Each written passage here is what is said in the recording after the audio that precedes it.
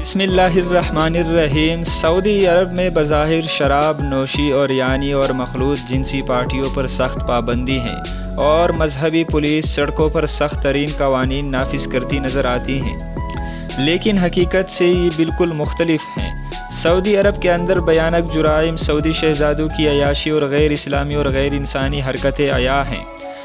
ایک اخبار کے مطابق پہلی دفعہ سعودی عرب کے نوجوان لوگوں نے اپنے معاشرے کا خفیہ اور بھیانک پہلو بے نقاب کیا ہے۔ خصوصی رپورٹ میں دعویٰ کیا گیا ہے کہ کبھی سعودی شہری ممنوعہ پارٹیوں سے لطف اندوز ہونے کے لیے بحرین، متحدہ عرب امارات، ترکی اور لیبیا جیسی جگہوں کا رخ کیا کرتے تھے، اور اگرچہ یہ سلسلہ اب بھی جاری ہے لیکن اب سعودی عرب میں بھی ان سہولیات کی کوئی کمی نہیں ہے۔ البتہ یہ خیال رکھا جاتا ہے کہ یہ معاملات بند دروازوں کے پیچھے انتہائی خفیہ انداز میں سر انجام دیے جائے۔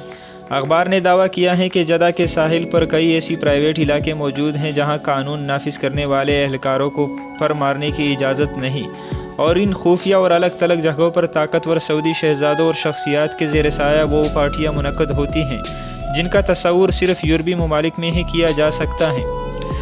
ایک رپورٹ کے مطابق یہ خاص علاقے اور یہاں منعقد ہونے والی پارٹیاں غیر ملکی شخصیات کے لیے مخصوص سمجھی جاتی ہیں، تاہم طاقتور طبقات سے تعلق رکھنے والے سعودی بھی ان کا حصہ بننے کی راہ نکال لیتے ہیں۔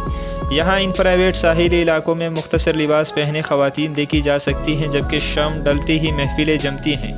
اخبار نے یہ الزام بھی عائد کیا ہے کہ امیر طبقات کے سعودی نوجوان مخلوط پارٹیاں منعقد کرتے ہیں جن میں مردوں کے ساتھ خواتین بھی شرکت کرتی ہیں، جبکہ ایسی پارٹیاں کا جن میں خواتین شرکت نہیں کر پاتی انہیں ہم جنس پرستی کے ذریعے رنگین بنایا جاتا ہے۔ اخبار نے ایک ساحلی ریڈ وزٹ پر ڈی جے کے فرائض سر انجام دینے والے ایک نوجوان کی گفتگو کچھ حصے میں شائع کی۔ اس 31 سالہ شخص کا کہنا ہے کہ آزاد خیال خواتین کو محفوظ ماحول فراہم کیا جائے تو وہ ہر طرح کی پارٹی میں شرکت پر تیار نظر آتی ہیں۔